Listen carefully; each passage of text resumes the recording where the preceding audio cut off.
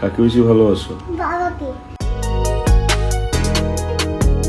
স্ত্রী হারানোর পর কার সঙ্গে নতুন জীবন কাটাতে চাইছেন জাহের আলভী?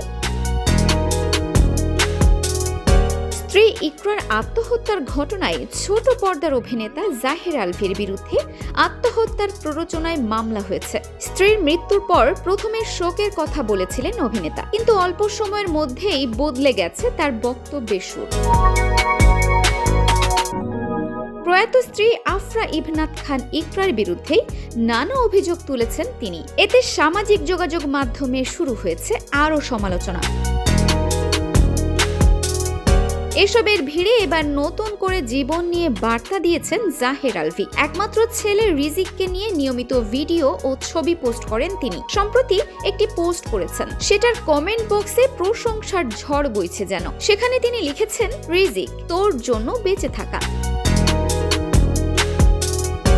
জাহের আলভীর পোস্টের মন্তব্যের ঘরে একজন লিখেছেন, ভাই, আপনি ওর জন্য পৃথিবীর শ্রেষ্ঠতম বাবা হবেন ইনশাআল্লাহ। বাচ্চাটার জন্য বুকের ভেতর থেকে অসীম দোয়া থাকবে সব সময়। আরেকজন লিখেছেন, ভয়কে জয় করাই পুরুষ মানুষের কাজ। আঁধার কেটে গিয়ে আলো ফুটবে ইনশাআল্লাহ।